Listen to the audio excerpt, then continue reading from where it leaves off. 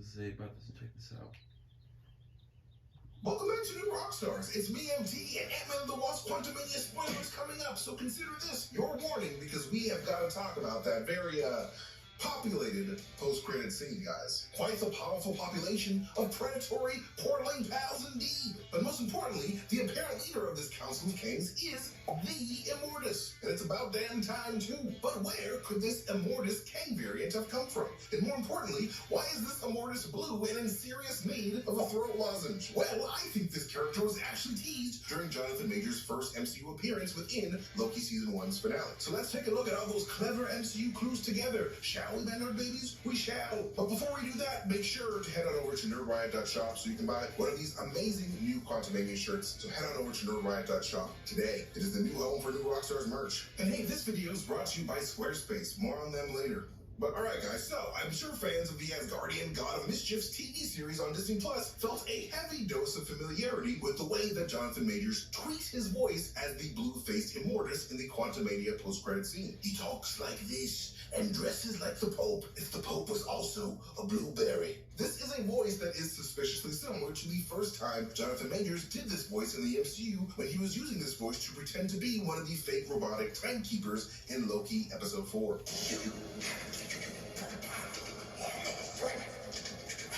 I do not think that this is merely a coincidence, but actually a deliberate choice by both Jonathan Majors and Marvel, mostly to imply a direct connection between the Timekeepers and this Immortus variant of Kang. Because although the Timekeepers in Loki Season 1 were merely a robotic illusion made by He Who Remains' variant of Kang to keep the TVA workforce faithful, I do not believe that that specific lie was 100% fabricated. And I think that this post-credit scene of a blue Immortus, along with a mysterious detail from the Loki Season 1 finale, point to this. Because remember when Loki and Sylvie are walking towards the elevator at the Citadel at the end of time, and there were those 4 statues of the Timekeepers there, with one of those statues mysteriously destroyed and carelessly left on the ground as rubble? I believe that this destroyed statue is supposed to depict Immortus from the Quantumania post-credit scene. I believe that this is Marvel's clever way of teasing Immortus all the way in this finale before they revealed him as the leader of the Council of Kangs in Quantumania. But I know what you're probably thinking. Time out, MT. If this is Immortus, then wouldn't that sort of imply that the Timekeepers were actually real at one point? And my answer to that question is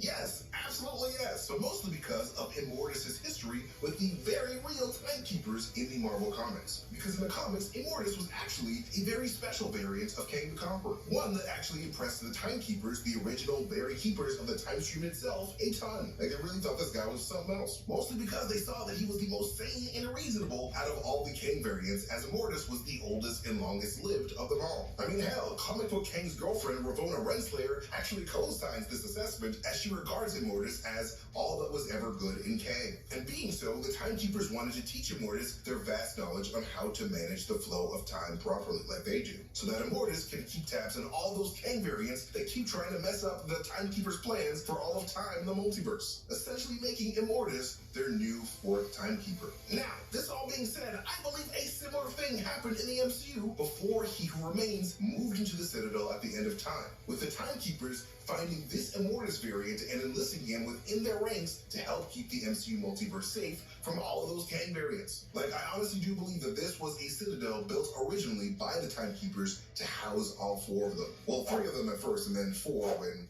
Immortus joined the crew. However, I believe that Immortus could have made a massive mistake in his attempt to try to keep all of his Kang variants in line. And that mistake was the first iteration of the Council of Kangs. You know, basically the part of He Who Remains' story when all the Kang variants met each other and had that short-lived period of peace as they shared science and technology. For a while, there was peace. Narcissistic, self-congratulatory peace.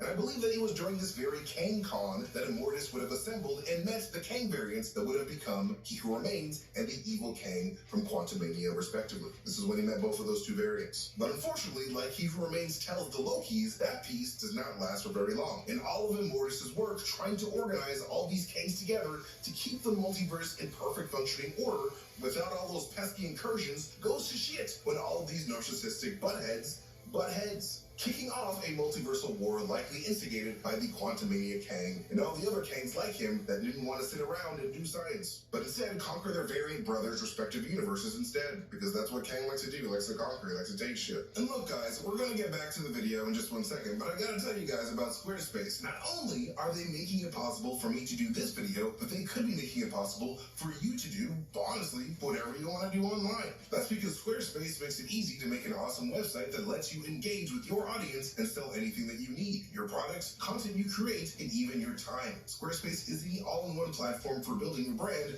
and growing your business online. If you're into making videos, Squarespace can help you create pro-level videos effortlessly. The Squarespace Video Studio app will help you make and share engaging videos to tell your story, grow your audience, and drive sales. But hey, maybe videos aren't your thing because you're more of a social media buff. No problem. You can display posts from any profile that you want on your website and automatically push website content to your favorite social media channels so your followers can share it too. No matter what you're doing, Squarespace analytic tools will help you learn where your traffic and sales are coming from so you can improve your website and build a marketing strategy based either on your top keywords or most popular products and content. Head to squarespace.com for a free trial, and when you're ready to launch, go to squarespace.com/newrockstars to save 10% off your first purchase of a website or domain. Only thanks to Squarespace once again for sponsoring this video. But this is when I believe the Kang who would become He Who Remains would find that beast between realities called Goliath and weaponize him to neutralize all the other Kangs that rebelled against Immortus and the Council agenda, eventually leading Quantumania Kang to be exiled to the Quantum Realm by the very Council of Kangs.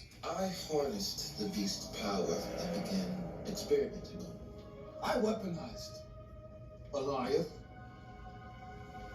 And I ended the multiversal war. However, because He Who Remains was now a massive threat with his control over Goliath, I believe that this Immortus version of Kang that we met in the Quantumania post-credit scene and the Council may have also exiled He Who Remains in their own way as well, by Immortus giving He Who Remains Immortus' old position as the MCU's timekeeper and making him basically a glorified administrator of the MCU's sacred timeline. So long as He Who Remains keeps the Council of Kang's agenda of pruning the sacred timeline and stopping it from branching into other timelines and causing multiversal incursions. Essentially just trying to keep the peace. And this is when I believe He Who Remains could have moved into that citadel at the end of time and gotten rid of the original timekeeper somehow, then making the TVA and establishing himself as the only keeper of time. Because like I said, Immortus was one of the few Kangs that actually was down to work together with people. And not all versions of Kangs are going to be down to work with 3 other timekeepers. And He Who Remains is one of those. And He Who Remains did that while Immortus concerned himself with keeping all the Kangs on the Council of Kangs in order as they continue working on their own agenda together. However, unfortunately for the Council of Kangs, after eons, I think this exiled winner, He Who Remains, finally realized that his reward was actually a prison of paperwork, responsibility, and loneliness, and boredom. He was very bored, which is why He Who Remains decided to play with Loki and Sylvie's lives to get them to kill him. Because a narcissistic man like Kang the Conqueror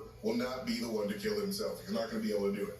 But with He Who Remains' death, Immortus is now kind of screwed, because now the timelines are beginning to branch and realities are starting to cross over with each other as each of those wild branches touch each other, triggering the big multiversal incursions that precede Secret Wars. And Immortus and all the Council of Kangs are not happy about this. Like, they have this whole structure, and He Who Remains sort of messed it all up. So, this being said, I have a feeling that Immortus and the post-multiversal war incarnation of the Council of Kangs must clean up He Who Remains' mess and get the sacred timeline in order again by pruning timelines by force themselves. That's right, everybody. All these Kangs are coming to fix Sylvie and He Who Remains' mistake and get this MCU sacred timeline back into a perfect circle again. But not with the TVA. This time, they gotta do it themselves, baby. They are going to conquer. But in regards of those 3 missing timekeepers, I believe that this might be a secret that Loki Season 2 ends up exploring, as this shot of Loki trying to break open an ancient timekeeper wall can be seen in one of the Loki Season 2 promos, kind of implying to me that Loki is trying to discover a forgotten piece of timekeeper history. But only time will tell.